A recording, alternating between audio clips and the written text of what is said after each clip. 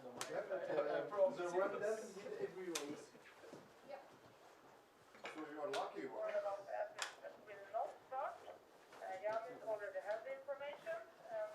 For all of you, we have 3 athletes so far in the class.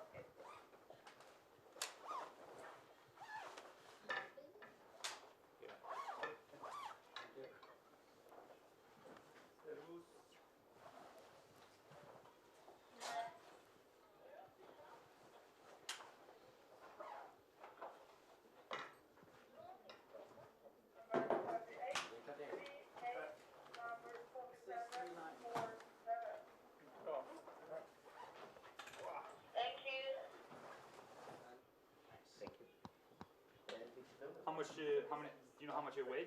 About 300 kilo. 300 kilo? Is that, how big is that like as big?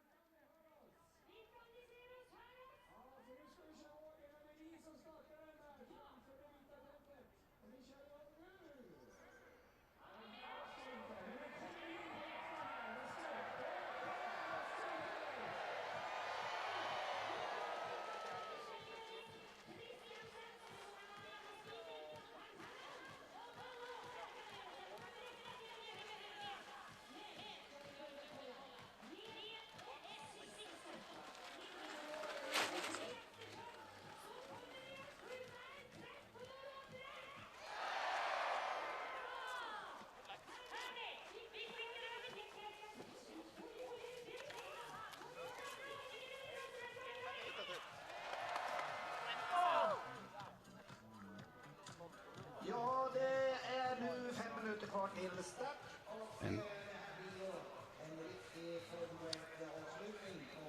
The final day of the first stop of this year's BMW IBU World Cup Biathlon in Ostersund, Sweden, is a men's pursuit. The head-to-head race, the actual type of race that made this sport what it is today in the public eye. It is a 5 times around a 2.5 kilometer loop for 12.5 kilometers. Everybody chasing the winner, the World Cup leader and surprise of the season, Johan Olof Botten, who leads his teammate Martin Uldal by 11 seconds. The snow is falling in the National Biathlon Center in Östersund, Sweden, located in basically the geographical center of the country, and considered culturally to be in the north of Sweden, but right around freezing, a little bit of snow falling. Saw the same conditions earlier for the women's competition. And with me, I'm Chad Salmela, with me as ever is Scott Dixon, former British World Cup biathlete. And Scott, based on what we've seen this week, it's been a pretty surprising week for the Norwegians. These two men at the start of the field, going out first, Johan Olof Botten and Martin Uldal, really not really World Cup tested prior to this week, but it comes in and just passes with flying colors and is actually doing biathlon at an efficiency I don't think I've ever seen in a beginner in a World Cup, or a real beginner in a World Cup. He's got immense talent, and much of that's come from his unbelievably fierce training regime. But he's come out here and he's delivered wonderful performances under a great deal of pressure, because this is Olympic selection time. Every single result matters in the eyes of the selection committee.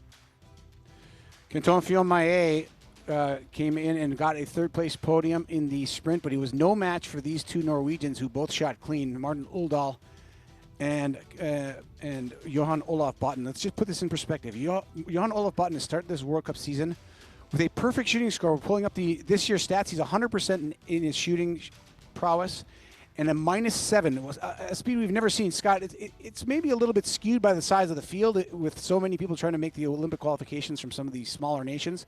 But still, all considered, Johan Olof Botten is putting up some incredible statistics.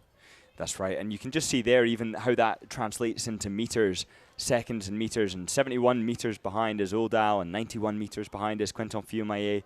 And it's so interesting to see that those gaps translated to meters, and you'll see them separating physically as they go, and that creates a really important psychological dynamic in this race. Botten knows that it's his to lose. You see Campbell Wright, bib 18 for the United States. He's starting a half a kilometer behind Johan Olof Botten. He's got to make up a half a K over the course of this 12.5 kilometer race to take the win. Lots of great storylines to unfold here. Lots of experience too. Quentin Fillon-Maillet comes in with the most number of pursuit victories to his career. He's got 9 wins in this style over the course of his long career. He's 17 wins total. But one interesting thing about Quinton Fillon-Maillet, who starts in third, he has never won in Ostersund.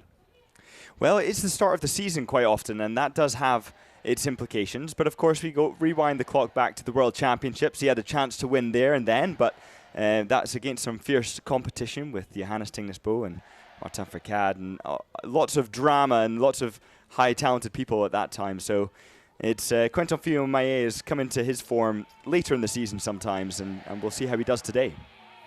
The last person to win here in this discipline was 2 years ago when this race happened, and it was the local man, Sebastian Samuelsson. He is starting 5th today, chasing from 25 seconds back. Also, Vetle Sjöstedt Christensen has won a pursuit here in 2022. As is Sturla Holm Lagerheid, who's won here in this discipline in 2021. All of them in contention. Lagerheid starting in bib number 4. Vetle Sjöstedt Christensen, bib number 6. So these two young athletes who have been basically taking the world by storm now have to face a head-to-head competition to stay on top of the World Cup's order. And they're being chased by veterans in Fillon-Maillet, Lagerheid, Samuelsson, and Christensen, all who have won here except for Quinton Fillon-Maillet. And it was interesting hearing Botten after his race yesterday during the interview saying how important it was for him to focus on the moment he misses for the first time and not allowing that to bother him, because of course he's not missed since he's been here in Ostersund, and the miss is going to happen at some point this season, this trimester, and when it does, for it not to be a shock to the system.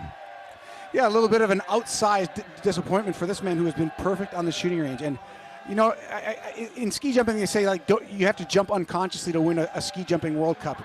Kind of the same thing in biathlon, especially a 4 shooting stage. You have to kind of not think about anybody. You got to be in your own little bubble. And Botten has done that. But now, can he do it in a head-to-head setting in a solo competition? He is on course and will be chased in just 11 seconds by his teammate Martin Uldal. Uldal looking for his second career victory.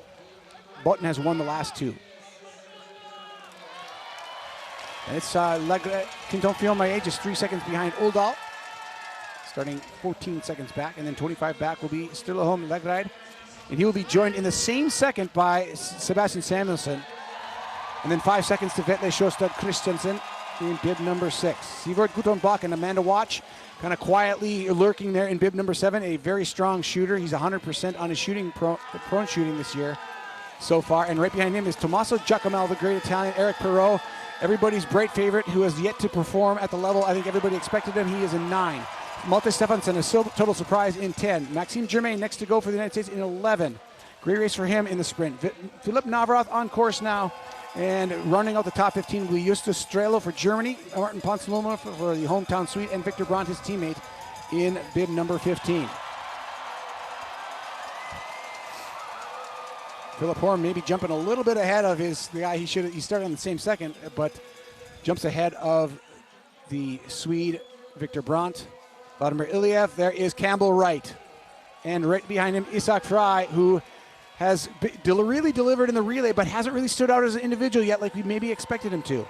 Yeah, and I think those two are my favorites for climbing up the order today. We've got Campbell Wright and Frey starting right beside each other, both of whom are extremely fast, both of whom are capable of hitting very accurately in the 4 shoot sequences. So I think we can expect Wright and Frey up in the top 10, perhaps top 5 today.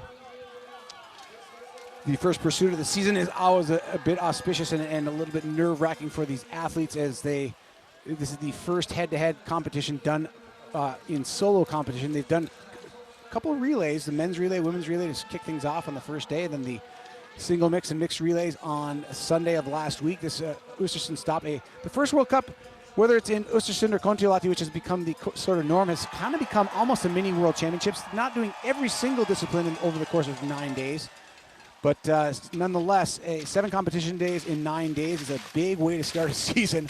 And these athletes are holding up quite well. Johan Olaf Botten now approaching the very first time check of this 2.5 kilometer loop. It's at 1.3 kilometers. We'll see if he has gained or lost anything. But Quinton Fillon-Maillet has made up the 3 seconds for sure on Martin Uldal. That's distinct. Yeah, and Quinton Fillon-Maillet skied about 21 seconds slower than Botten in the sprint. Botten, of course, being one of the fastest men in the field. He was just 2 seconds slower than Ponsaloma in the sprint. But Botten was the fastest overall by a considerable margin, 18 seconds faster than Samuelsson in the individual. Botten is in great shape. Here are the three veterans who know each other well. These athletes have competed for wins. As you see, the red bib, the overall World Cup winner in this discipline last season, Sir Lahome, that guy took 3 wins alone out of 6 races, so he won half the races last year in this discipline. He is chasing in 4th spot right now. And Tommaso Giacomel leading the second chase pack. He's going to come through 40 seconds back. He started the day at 38, so losing 2 seconds to Johan Olaf Botten. Giacomel, just year on year, Giacomel climbing up. He was 12th in 2023, then 8th in 24, 6th in 25 overall, and then 7th in 26. He's constantly on the climb. Here's Philip Horn, who has skied very well. He's been in the top 10 in both ski individual races. He was 6th fastest time in the course time in the sprint that set up the start order. Of course, everybody chasing the winner from the sprint and from the time back they finished in this pursuit. 5 laps of 2.5 kilometers. Prone, standing. You can see Iliev there getting in behind Fry and Campbell Wright, and that's going to be a really fast pace, but Iliev has a lot of experience. He's been around for a very long time, 421 starts to his name. A nice look at the V2, as we call it in the American lexicon. Scott, what do you see of the technique of Johan Olaf Botten as a skier? Well, as he's coming up this incline, his legs are a little bit wider. He's not bringing the foot directly beneath his body. I'd say Uldal very much is. And it depends on the individual, really, as to what's most beneficial. But tempo is important. And bringing the feet right underneath you, as you can see with Sebastian Samuelsson now, just means that you can glide that little bit longer on the ski. Yeah, Samuelsson has worked on his skate technique quite a bit. He tends to sit back more than most of the athletes we see, but he seems like he's successfully worked on that over the summer. Seeing a good technique from him there. And Giacomel leading the way for the third chasing group as Botten is now relaxing and recovering. And this is one of the key areas for the biathletes too.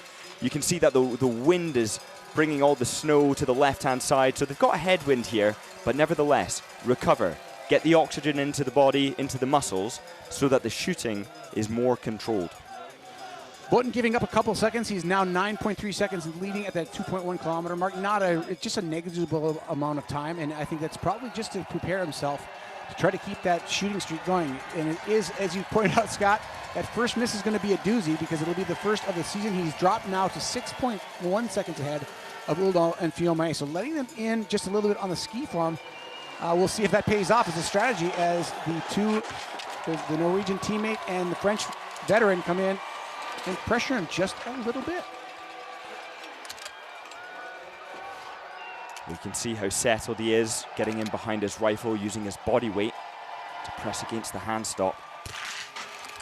And clean. The first shot goes down for Botten, but Uldal has managed to close the gap entirely to pull the trigger at the same time, almost in unison. But now the two Norwegians have gone 4 for 4 with 1 remaining shot.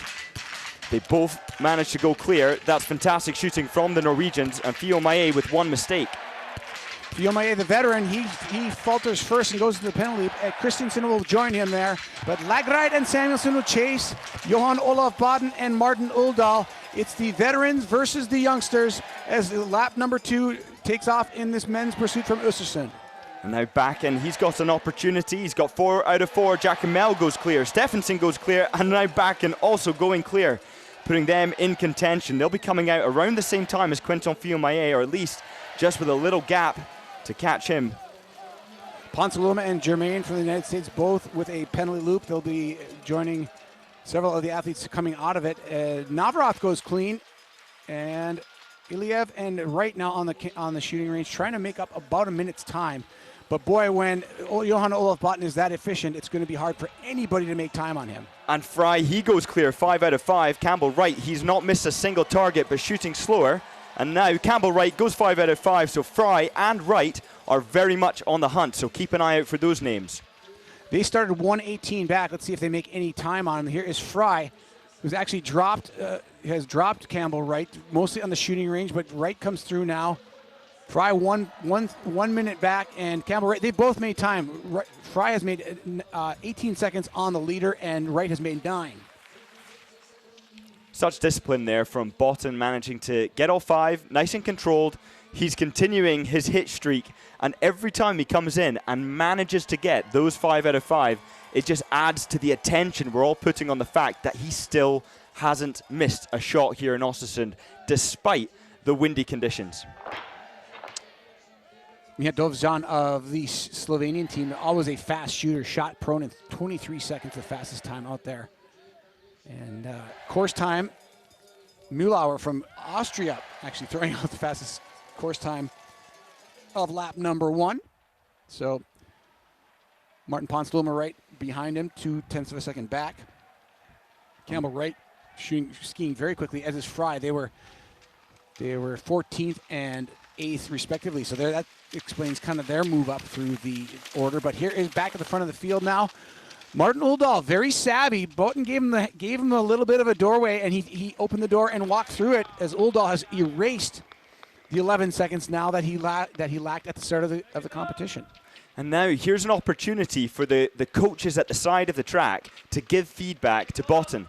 His targets, or he clipped the lower left side of the target with his prone shot, which means that he's not perfectly centered. So he's going to receive that information and adapt if necessary. So what might have caused him to be in that, have that trend in his shooting? It can be just an accuracy issue where you just don't line up the circles right, or it can be something more like the wind, and in that case he would be able to respond to that more objectively depending on how the winds are, the flags are displaying the wind next time he comes into the range.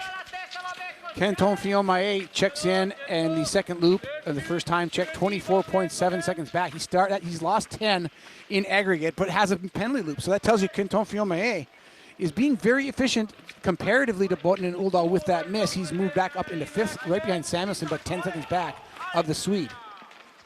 Perot, Christensen, they're side by side, or at least very close together, 9th and 10th.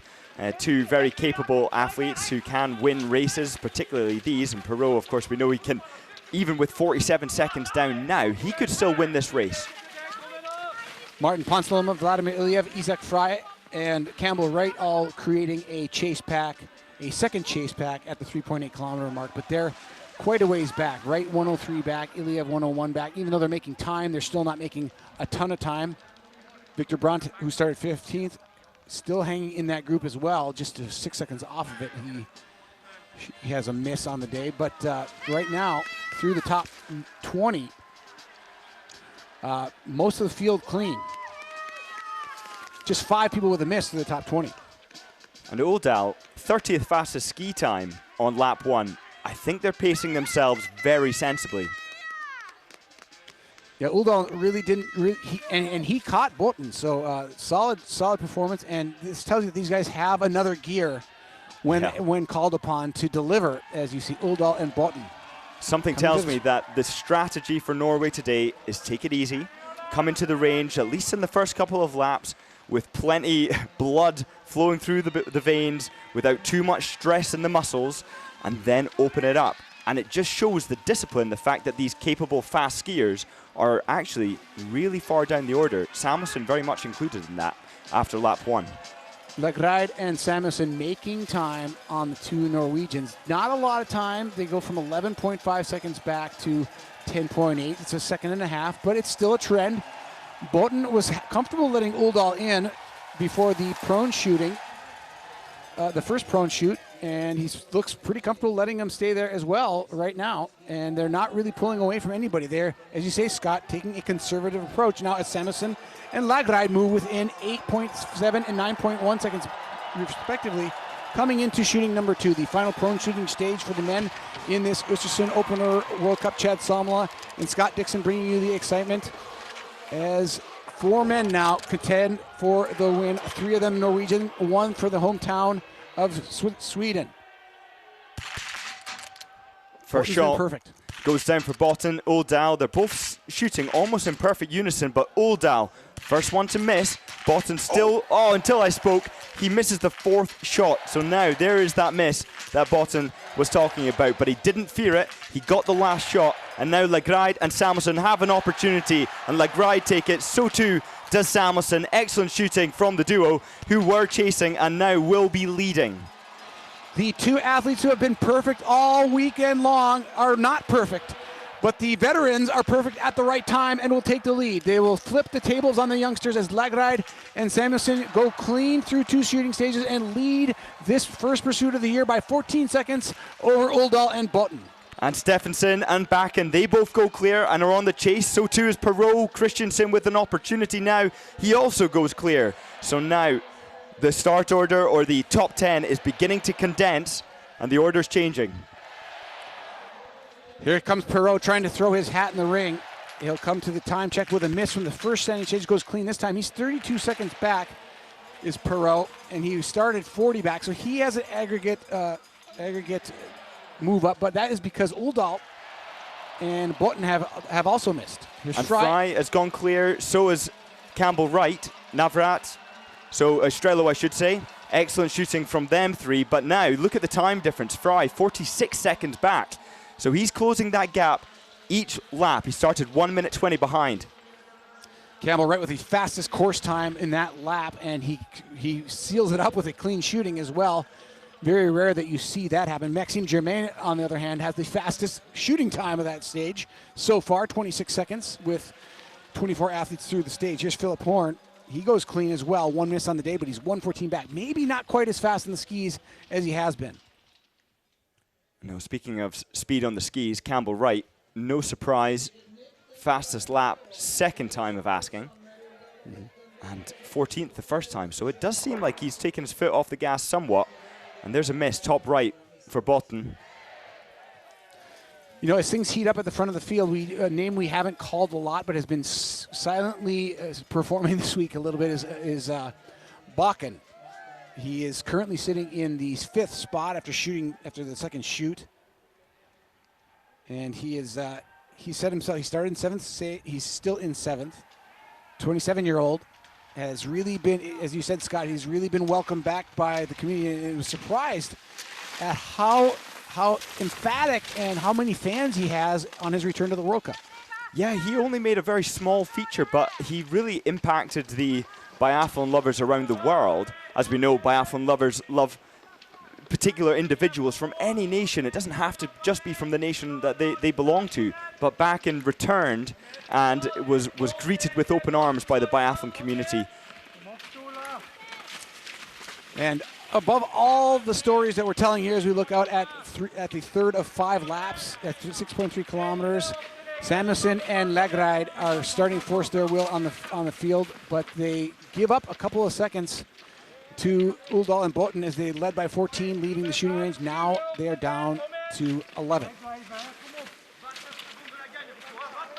Perot. 29 seconds back is Perot. Left the shooting range at 32 back, so he's making time on the leaders. It seems almost like whoever's at the front decides to take it a little bit easier, to enjoy that space that they have at the front, to bring their heart rate down somewhat. But we did see the effect of that. It didn't actually work out for Botten and Uldal after their second visit to the prone shooting. That's right. I think they were a little less aggressive than maybe they normally would be, and it didn't pay off. So it's kind of a double-edged sword. You have to figure out where you're going to fall at any time. And I think a lot of that they have to probably just perceive how they're feeling. Yeah, and I think sometimes that defensiveness can actually work against you. I don't suppose that they are being defensive. I think they're probably implementing a fantastic strategy, and sometimes misses happen, right? But of course, there is the risk of just being a little bit too careful, and that can make you think more. If you've got more time to process what's going on around you, so in comes the thoughts that are not welcome. Sports psychology is such a thoroughly important factor of all sport, but in very few sports does it factor in to the success of at the world level as the sport of biathlon, and it's often held up to the light as a sort of master class of sports psychology, as it requires so much confidence and balance in the way you approach your competition. And these are all masters as we watch the chasers, Perot, Christensen, Stephenson, and Bakken trying to close down the gap. They're 23 seconds back of the lead and chasing Uldal by about 17 seconds. And you can see there with Samuelson just in behind Ellard, having to put in a few early kicks just to close that gap, indicating that Legride could have faster skis, especially given the fact that Sebastian Samuelsson was actually drafting him down the hill. So Scott, third shooting stage, first of the standing of 2. How critical is this shooting stage to the outcome? It's absolutely pivotal. Of course, there's only one more chance after this shoot to get it right, so any mistakes need to be taken into, or need to be recovered. And I think that Legride, with 90% hit rate in stand and Sebastian Samuelsson 78, the stakes are very high, particularly for Sebastian Samuelsson. These two athletes have given Uldal and Botten, as they line up to shoot, they're giving them 3 seconds over the course of that loop, and they both have misses. Samuelsson with a miss, and Legride with 2. Samuelsson trying to hold it together, and he does, but he still has to go to the loop. He's got a little bit of a gap, but Uldal misses as well. And now an opportunity for Botten, who's coming through with 2 hits. It's 3 now. He still hasn't missed anything in stand. And he gets it. Fantastic shooting from Botten there, 5 out of 5. And could it be back in the lead for Johan Olav Botten? Botten by himself, he's going to retake the lead after giving it up for just 1 lap, and he's 14 for 15, and will head back out on course all by himself with nobody within. Well, Samuelsson comes in 8.8 seconds back. I was going to say within 10 seconds, but Samuelsson is there. And guess who comes in third? The man we've all been waiting for, Eric Perrault, finally shows up in the leaderboard. And would you look at that? There's Christensen as well. Back in. He was in 6th initially. He's down to 4th. Quentin Fiumaye right in behind him. So the big names are very close. Within 17 seconds, we've got 7 athletes. Isaac Fry and Campbell Wright come in 9th and 10th. They're just 35 seconds out of the lead. They're in striking distance, but they have to be perfect in the last shooting stage and hope for somebody to miss, or several people to miss, to have a shot at the podium or the win. But it's a cast of very tough characters at the front of this field after shooting number 3. Well, it's not very often at this point you have so many athletes, 10 within 35 seconds, who are all very capable of taking the win here. But also Jermaine, he's done really well. 45 seconds back, that's with a penalty, and in 11th place. So is skiing incredibly well, and kudos to the Wax Techs who are managing to make that happen as well. Campbell Wright, one of 3 athletes clean through the top 15 through the third shooting stage. He's 15 for 15. And that is why he is in the 10th spot and has moved to 35 seconds back of the lead. But at the front of the field, Johan Olav Botten is going to get tested now head-to-head by Sebastian Samuelsson. And say what you want about Johan Olav Botten, he's been great this week. But this is a pursuit head-to-head. He's going to have a huge test ahead of him in his final shooting stage, as it is a head-to-head battle for the win. There's Eric Perrault leading that chase group. Right behind him, Vetle Sjostad Christensen, Quentin Fiumaye. And Perrault there, just leaning almost a bit to the side, just to look around him and see if anybody else wants to go and take the lead. In that group as well as Tommaso Giacomel. That's 17.7 seconds back after the third shoot. Now Samuelsson is really trying to close this gap, and he's going to be putting in a lot of effort because Botten is no slouch. Is going to be very quick up there, and Sebastian Samuelsson, despite the fact that there was an 8.8 second gap, is committed to closing it, and that's going to pay a heavy price on the legs. Let's talk a little bit about the setting here, Scott. We're at 8.8 kilometers. Botten is back in the lead. He's been spectacular all week. He has got his first miss of the season. He's got the hometown crowd and favorite, Sebastian Samuelsson, very Olympic tested, World Cup tested. Botten is still relatively new to the world order. He has been great, but he's going to be shooting head-to-head on a Swedish shooting range with the Sweden's best. And he's never really been in this position before to win a World Cup in a head-to-head shooting match. And the question is he able to close off from all of those things that you just said? All of those absolutely pertinent facts are just noise that can only contaminate his process, and he's demonstrated an ability to close off those elements. So too has Sebastian Samuelsson. However, Sebastian Samuelsson is not shooting as accurately as Botten at this championship so far, not in stand. He has got Sebastian Samuelsson's shooting so far has been pretty stellar, not as good as Botten's, but we're talking about perfection versus near perfection. 95% correct or hits for Samuelsson so far this season. but Button has been perfect from standing. He's not missed a shot. His first shot missed in the prone at the last shooting stage. But a pressure cooker building as only a biathlon pursuit can deliver.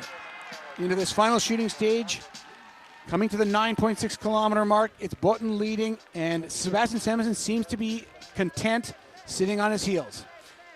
And you can see that chasing group just off in the distance, closing the gap and fighting hard. And that just means that if either of these two in the front miss a single shot, and if any of that chasing group go 5 out of 5, they will take the lead. Button ceding time to everybody. The most time he's ceded is to Samuelsson, who closed that gap very quickly, leading the shooting range to the 8.8 kilometer mark.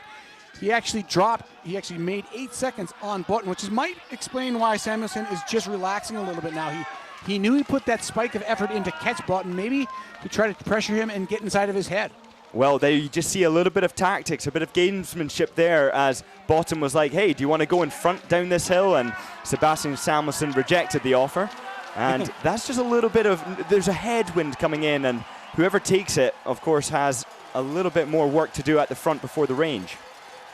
So let's set this up. You got about a 22-second penalty loop. You got 10 athletes within 30 seconds for the win. It's basically, you miss one, you probably lose. You miss two, you're definitely out. Well, if you take a look at those names at 30 seconds back, 8, 9, and 10, that's Lagride, Fry, Wright, all of them very, very capable of winning this race as well if they manage to get all 5 targets, and we see misses up at the front. I go back to the World Championships in 2019 when Dmitro Pedrucci showed up in the final shooting stage and just stole it from everybody, because everybody in the World Championships that year was freaking out about whether they could win a world title. This is a World Cup event, but still a big moment for Button to see if he's for real.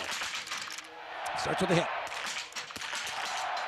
It's fast shooting from Samuelsson, and we have a miss from Botton. Sebastian Samuelsson still manages to get the targets down, but misses the fourth. Is quick shooting from Quentin Fillon-Maillet. He goes 5 out of 5. Eric Perrault with an opportunity, misses the last shot. Great shooting from Quentin Fillon-Maillet.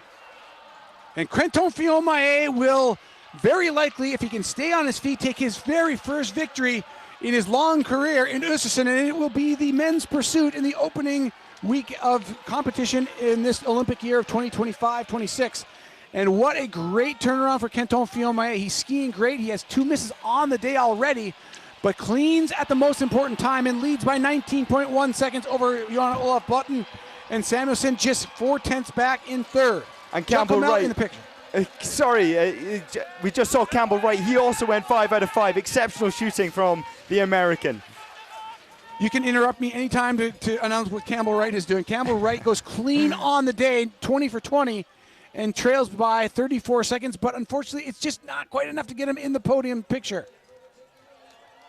But well, QFM. It really is a battle for this last lap. It's going to be a ski challenge, a painful challenge for so many of these remarkable biathletes, but Campbell Wright, the only one so far to come out of the fourth shoot who's managed to get all of those targets. Uldal had a meltdown. He misses 5 in total at the end of the day. But look at this. It could be any of these athletes now to secure second place. The Norwegians struggled today for the first time of the season, and Button remains the top athlete at 19.1 seconds back. He's in a battle, locked in second spot with Samuelsson. But this man here, he is a long time figure, had a great season 4 years ago and has struggled a little bit since then. 33-year-old Quentin Fillon-Maillet comes in here with 17 victories to his credit, 9 pursuit wins, more than anybody in the field competing today, and comes away with an 18 for 20 shooting performance and has the lead by 19.1 seconds for potentially his first win on this venue. Button and Samuelsson locked in battle. You got to be careful not to let Jacomel carry Eric Perrault into the picture for a podium spot as well. And this is where tactics are going to be really pivotal. There's some downhill opportunities where if you get in behind somebody's slipstream, you can slingshot, particularly this part right here where Quentin Fillon-Maillet is just dancing over the snow. If you can slingshot around your opponent and put an attack in up towards this timing check, that's a great place to make an attack. Quentin Fillon-Maillet ran the fastest course time in that fourth lap, which is maybe a foreshadowing to what we are witnessing in the fact that he decided to take control in the fourth lap and fourth shooting stage. At 11.3 kilometers, he's come through, and his time, 27:39.9. He was 19 seconds ahead of these two chasers, and he's going to lose a little bit of time, but nothing to be concerned about. That 19 seconds, close to 17.8, indicating Fiumaye is absolutely not going to concede this, not on the skis. And Botten and Samuelson need to know that with that gap being nearly impossible to close, it's a head-to-head, and that means it's tactical. And I'm surprised a little bit that Botten hasn't just moved to the side to allow Sebastian Samuelson to take some of that hard work at the front. And we know that Samuelson is a good finisher. Not as good a finisher as maybe Vetle Schuster Christensen, who crumbled a little bit in that final shooting stage and sitting back in 7th spot, 34 seconds back. But we haven't seen a lot of Botten compared against the rest of a World Cup field in his sprint capability. No, we don't know. Kind of a mystery. And well, I'm excited because obviously we see at the Pyeongchang Olympics in 2018 when Sebastian Samuelson and Benedict Dahl were fighting for the silver medal, and Sebastian Samuelson found something from seemingly nowhere, and that was when he was extremely young and new to the success of World Cup racing. So here's an opportunity in front of his home crowd, but against the unknowable Botten. Tommaso Giacomelli and Eric Perot, their chances are dwindling as they lose a little time to Fiumaye on the course, and Botten and Samuelson take a few seconds, so it does not look like Giacomelli and Perot can launch a really credible assault on the podium spot. But here goes Sebastian Samuelson now trying to put Botten to bed, and he looks like he may have done so. Botten is trying, but he doesn't look like he's able to quite generate the speed that Samuelson does, and Perot and Giacomelli might possibly catch Botten as well if they can find a little more power between now and the finish line. But at the front, a high five or a side five for the man who will take home his 18th win of his career. Sebastian Samuelson has put Botten in the rearview mirror, and as long as he stays on his feet, we'll chalk another one up for the more mature and seasoned veterans, as Fiumaye puts the familiar names in the sport back at the top in first position. Fiumaye takes the victory in the pursuit, and he is psyched. Samuelson with a great turn of speed in the final meters makes it undeniably second for the home team, and Botten with a spectacular week in Ostersund wraps it up with a third podium finish in third spot. Giacomelli fourth and Perot in fifth. And it's Campbell Wright in sixth. And a fantastic sixth, done in style, 20 out of 20 for Campbell Wright, and he's just turned it around. All those previous days of effort and challenge and up and down on the range, shall we say, have been put to right, quite literally. Nice pun, nice turn of pun there. Christensen comes into seventh, 31.4 seconds back. Pretty tight race, 30 seconds to seventh. Sturlaholm Lagreit, just too many misses and at the wrong time. 3 misses on the day. He comes in eighth, 43.7 seconds back. Sivert Kudo and Balkan, 2 misses on the day, comes in ninth. And Isak Frey comes in 10th. Martin Uldal, a tough shooting performance for him, 5 misses on the day. But Martin Poncelow up, a big move from 14th to 12th, despite 3 misses on the day. And Maxime Germain comes in the top 15, finishing 14th with a two miss day as well.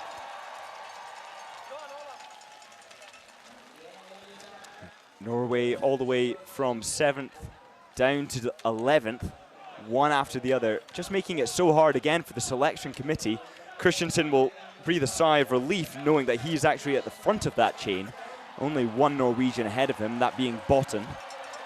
There is your podium in Östersund to wrap things up, and a great 7 days of competition over 10. And a little bit of a cheer for the Swedes as Malte Stefansson tries to come in the 15th spot. He's racing Hofer and Ader and Gunka of Poland in a photo finish for that 15th spot. Every one of these spots, the tally of your World Cup overall standings matters based on where you finish. It doesn't matter the time. You get points for your position, as we see Philip Horn come across in 20th of the starting field of 60. Emilien Jacquelin in 21st. Fabien Claude in 22nd. Over 2 minutes back now, 2:15 back to Claude. Strelo 23rd, Burkhalter 24th.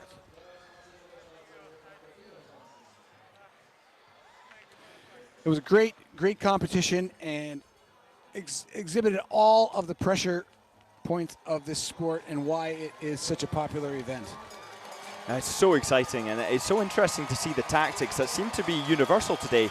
Take it easy on the early laps and open up towards the finish. Another hometown crowd roar for Victor Brandt, who comes in 25th. Good job. Iliev, Stalder, Falk, and Gigonat all into the finish, as well as Gigonat and Strolia trying to stay in the top 30 in a photo finish. Yeah, Stalder climbing from 57th all the way up to 27th, 30 places. Yeah, it's a great finish for him. Jacques Alain as well, even with 3 misses, went from 42nd to 21st for France. Fabien Claude from 41st to 22nd. When you're starting that far back, you have to take a little bit of victory for yourself, don't you? For sure, and Stromsheim, he'll be really disappointed with his first World Cup. As we spoke about before, it's quite likely that he's not going to be able to stay on the World Cup. We've got Surum and Johannes Daly Shevdal both vying for their place on the World Cup, and unfortunately 38th and 52nd place from Stromsheim just doesn't cut the mustard. Yeah, as Norway in the sport of biathlon, they're so strong that it's the comparisons each week between the IBU World Cup and the IBU Cup. It's sort of a soap opera as who moves on and who gets dropped. But we know that Johannes Dahle on the IBU Cup is skiing very well and will likely replace Stromsheim in Hochfilzen next week. Jesper Nalin comes across the line ahead of Dovjan of Slovenia. Planko right ahead of him in 40th, 41st, and 42nd. 40th is kind of an important spot because that is where the points for World Cup standing end. Sean Doherty in 43rd. And Jesper Nalin, he will be frustrated with that performance. He's capable of so much more. And 39th in the sprint and 42nd in the pursuit is definitely not the way he likes to operate, especially with lots of other Swedish names now getting ahead of him, with Brandt being the foremost amongst them. Oh, Stephenson, I should say, of the unusual or lesser seen names from Sweden. Paul Schomer and Sean Doherty close out the American efforts today in this start order of 60. Doherty into 43rd after starting 53rd. Schomer staying even, missing 3 on the day. He started 46th and ended in the exact same spot as we see bib number 56. Trying to rile up the crowd. Malte Nordgren is 52, is Florent Claude Borkowski from Ukraine in 53rd. And things winding down and at this first of 9 stops on the BMW IBU World Cup for 2025-26, the all-important Olympics, of course, figuring into it in February. In a very familiar place, Scott, Antolz, Italy. I've remarked several times that the Olympic venue has never been more familiar in the history of the sport. Every Olympics, it's been a new, until this year, every Olympics has, since 1960, has built a new biathlon course for the world to try out. A new approach for our organizing committee. They're going to use probably one of the most well-known courses on the IBU circuit for the Olympics, and it changes the dynamic a little bit, doesn't it? It does, and it's so popular. Everybody loves it, not just for the atmosphere, the party, the enjoyment, the excitement, the culture there, and the views. It's one of the more exciting ones from a visual and tactical perspective for the athletes themselves. They'll all know it so unbelievably well that it does mean that we get to sit back and enjoy how they approach it tactically, knowing the track so well, unlike Pyeongchang, unlike Beijing. There will be no excuse that we didn't figure this out in time. We've been the wax technicians who work for these teams. They know this venue like the back of their hand. And I think what I like about that is that it will come across as the fairest way to go about an Olympic Games. Because if you look at the last several Olympic Games in both cross country and biathlon, the venues have been really almost enigmas. The weather changes. The teams didn't really know how to do it, and the teams are the biggest service teams tended to do the best because of that factor, that they had more people to throw at the wall to make it stick. Not the case in Antolz, and even in Val di Fiemme for the cross-country skiing, same thing. It's a very, very well-known venue. In fact, the cross-country the cross-country community will go to the Olympic venue for the Tour de Ski in less than a month before the Olympic Games. So they'll get a trial run there. Quentin Fiume missing the first shot, or missing in prone, both of his visits in prone, getting all the stand. Sebastian Samuelsson doing the opposite, getting all the prone down, but missing in one target in each of the stand visits. And it's so great that we've seen a victory from Quentin Fiume here in Ostersund in the pursuit. Absolutely, and just a confidence builder. And when you have a miss each of the first 2 shooting stages, as a less experienced biathlete, you might sort of give up a little bit. But Quentin Fiume did the opposite. He kept fighting and came back clean. And spectacular performance by QFM. Yeah, absolutely. And Botten actually shot the same as Quentin Fiume, and he started with an advantage, and yet still managed to lose that lead, indicating Botten's slower strategy perhaps wasn't as effective as we might have thought.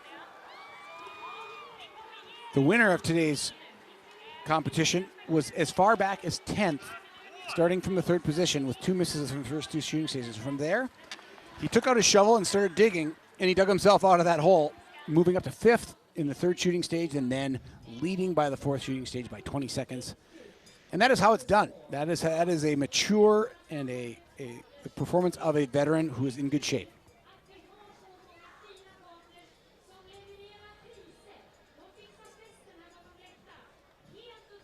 Emilien Jacquelin climbing 21 spots. That's nothing to scoff at, that's for sure. That's despite missing 3.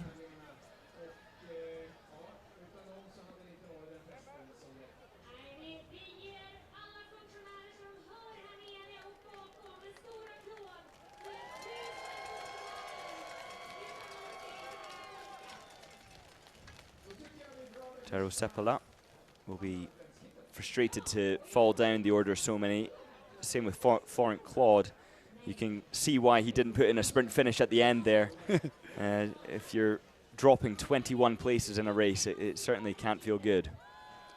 For DNSs, this time of year, a lot of illness goes through the camp at a first World Cup, just the bodies coming together from all over the world and germs being spread through the group, so we have a few DNSs. But here's Johan Olaf Botten continues to lead commandingly, despite giving up his first loss of 3 races. He won the first 2 and has a nice gap over Sebastian Samuelsson, but Sebastian Samuelsson and Quentin Fiume, a good start for them as well. Yeah, fantastic start. And Quentin Fiume, we know he's capable of bringing back numerous Olympic medals, as it just remains to be seen whether he can pull it off once again. He's a 2-time Olympic gold medalist, both from Pyeongchang in the pursuit and in the individual.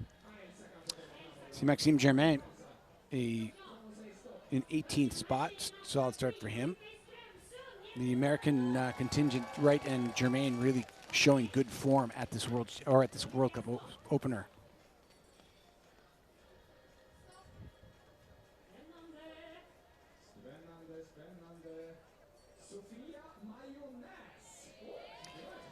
You get a look at Johan Olaf Botten there with a 19 for 20, which is, by comparison to what he's done all week, it's kind of a disappointment, but 19 for 20 is hardly a disappointing shooting performance. Yeah, you just want to see all of those targets go down, and it's a shame when it doesn't happen, especially when he's proven to be so good and so effective.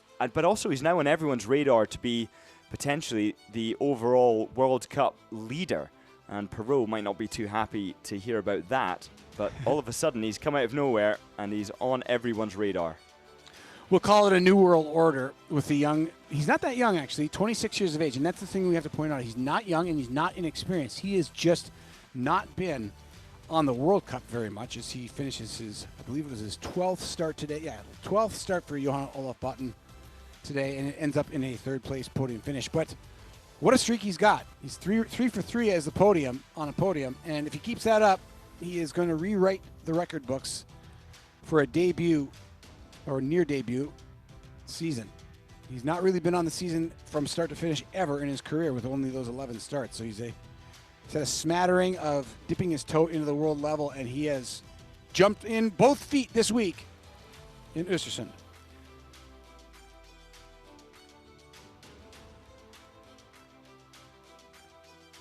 Sebastian Samuelsson had the 5th fastest pursuit time in total today, if you factor in the skiing and shooting and take away all the differences in start time.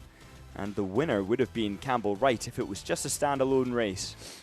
29 seconds faster than Fry. Yeah, that's pretty amazing. Third.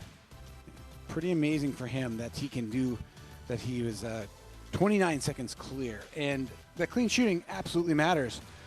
The difficulty is that he had the 2 misses in the sprint, which set him up in 18th spot. But it shows you where you can make up and where you can possibly be a winner someday if you're looking at Campbell Wright and you're looking at the numbers. And likewise, Hofer, he did brilliant. He managed to get all the way from 28th to 16th. And that was with the 7th fastest time of the day. Just 52 seconds down. Your quick podium. Quentin Fillon-Maillet, win number 18 for him in his career, but his first win on this video. Congratulations. That's what he has to say. Starting with a victory this first long week of World Cup, and it's your 10th pursuit victory. Wow, what a day, huh?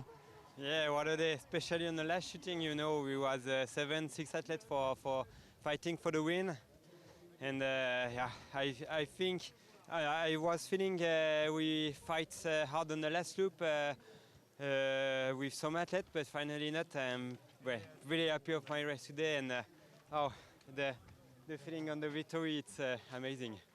You love this kind of races. How do you focus and give your best in this, as you said, crazy conditions, 7 people fighting for the victory?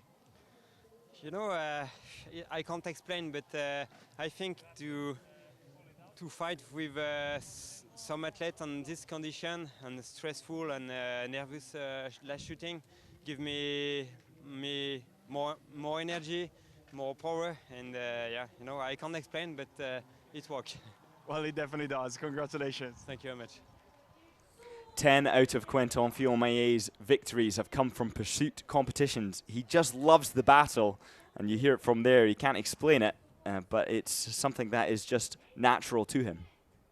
You want to talk about a sport that ebbs and flows as you look at the overall World Cup pursuit score. Obviously, Quentin Fillon-Maillet takes the 90 there, 90 points. But you want to talk about the ebb and flow of performance. This is a man who won the overall World Cup Crystal Globe in 2022 in the Olympic year. He won 5 Olympic medals at the Beijing Olympic Games, and as recently as this fall at the roller ski races in Dresden, he was very frustrated, showing frustration that his young teammate Eric Perrault had won that event and nipped him at the line. Things feeling, you could tell, it just didn't feel like things were going Quentin Fillon-Maillet's way. He dropped from the world's #1 in 2022 all the way down to 16th 2 seasons later. Last season kind of bounced back to 5th after a rough start, and now wins again.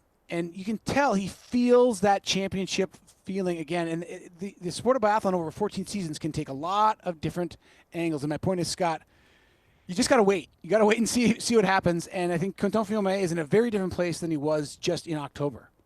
Yeah, and I think you can see, just even with the energy of his response like that there, you can see how much it actually means to him, which is a funny thing to say because, of course, a victory means a lot to anybody.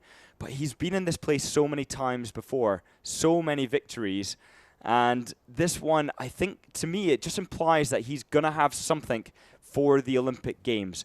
And some of his early races where he managed to get up there onto the podium, battling in Antholz, in mass start, with Johannes Tingnes Bo, that was where it all begun for Quentin Fillon-Maillet, and now he's the veteran amongst them and proving once again that he's capable of taking away medals and potentially gold medals at the Olympic Games.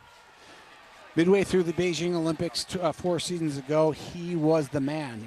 Everybody was talking about Quentin Fillon-Maillet because he was one of the winningest athletes at those games at that time, and then he suddenly in the final couple of events got overshadowed by 2 gold medals won by Johannes Tingnes Bo.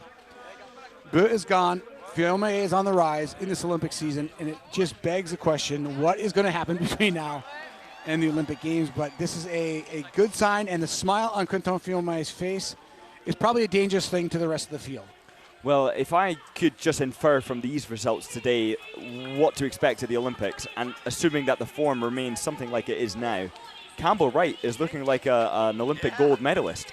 To win today's pursuit by 29 seconds is remarkable. Yeah, I mean, for him to, the sixth place doesn't tell the whole story, but if you consider his bib says 18 and he finished in sixth, and then you look at that statistic, there's a sleeper there. There's a sleeping story, and the story on the American camp is that in the United States, in the Olympic movement, the United States has won Winter and Summer Games. They've won a medal in the Olympics in every single sport that the U.S. Olympic Committee supports, except biathlon. It's a big sport, and it could be. It's a big story within U.S. biathlon, whether the Americans following it or not. It's kind of a monkey that the United States has to throw off their back, and Campbell Wright is in position to do that. I have to say I'm sad for Stromsheim, who has proven to be world champion in Lenzerheide last year in the mass start, and struggling today with the 25th fastest time of the day. Well, he can take a little bit of solace from the path of this man. You'll always find another day and another way to find your way to the top, and Inder Stromsheim can do what Quentin Fiume has done since October. He has gone from being frustrated and jamming his poles into the ground out of disgust to jamming his pole into the ground across the finish line in celebration. Campbell Wright into the flower ceremony again and sitting in the overall standings. In the World Cup overall standings, Wright has moved up into the 12th spot overall. But here's your podium.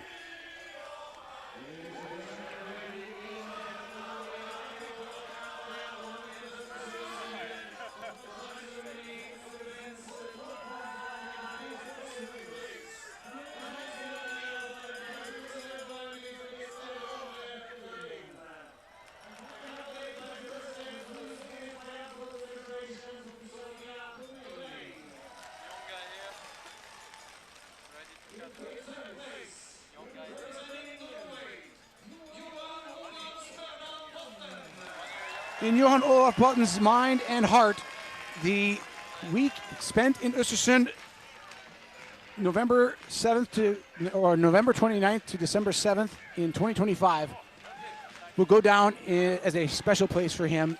It's a place where he emerged among the world's best biathletes and leads this venue after 2 wins and a 3rd place finish with the yellow bib and a nice big lead in the overall World Cup score. And that will go down in the history books as one of the most impressive jumps to the lead of the sport in history. Last man to win here in this discipline 2 years ago. Drops down 1 spot. Sebastian Samuelsson with a great finish to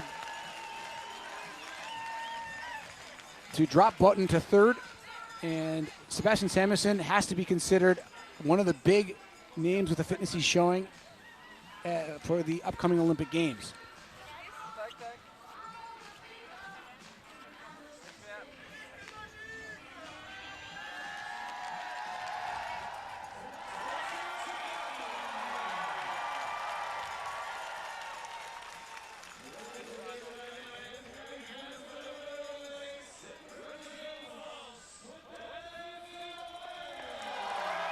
Quentin Fiume grabs the top of the podium and for a moment wrestles the biathlon world from the arms of Johan Olaf Botten.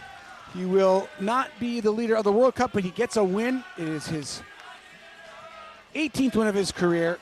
First win in Ostersund in a long career, 14 seasons on the World Cup, and at long last he stands atop a podium in this Swedish town and well-known venue of this IBU World Cup. And a happy finish. 115th podium, just 3 behind Raphael Poiret of France, who has 118 podiums. Anytime you're in the realm of Raphael Poiret, such an illustrious career, you know you're doing something right. Quentin Fiume for France takes the win. The hometown team, Sebastian Samuelsson comes in second, and Johan Olaf Botten, who has been an absolute revelation in Ostersund, stays on the podium, drops 2 rungs, but makes this Ostersund World Cup stop mostly about him. Tommaso Giacomelli, bib number 8 for Italy, comes in 4th. The youth movement following Botten on the podium. Eric Perrault, we expected a lot from him, maybe expected him to do what Botten did, but the season is young. And Campbell Wright, an enigma, an absolute fan favorite after just a couple years on the World Cup, a New Zealander who was born to American parents and racing for his parents' home nation of the United States, a United States citizen. Spending a lot of more of his time now in the United States racing with the U.S. Biathlon team. Campbell Wright, he's on the rise, Scott. He is, and he's bringing so much excitement and unpredictability to the sport. 2 things that make biathlon so special. Well, as we were coming into the show, off air, you were telling me you thought he could do something to creep up into the flower ceremony, and he did just that. What's your assessment of the way Campbell Wright handled this opening World Cup season? I would love to speak to him and ask him how he managed to turn it around psychologically from being so... It almost seemed impulsive at times during the race, physically and on the range, to being so disciplined today and calming it down. I would love to know, and I suppose it was a case of him being reflective and reviewing his own performance and deciding, okay, I need to just take it a bit easier on the first lap. Well, that'll do it for Ostersund. The story will continue on Friday as the men and women move to Hochfilzen, Austria for stop number 2 of the BMW IBU World Cup Biathlon. It's been a great week of competition, one that the Norwegian Johan Olaf Botten has absolutely taken control of the top of the World Cup order in this men's biathlon competition. Been a pleasure bringing you all the action from Ostersund all week long. I'm Chad Salmela. For Scott Dixon saying so long. We'll see you in Austria.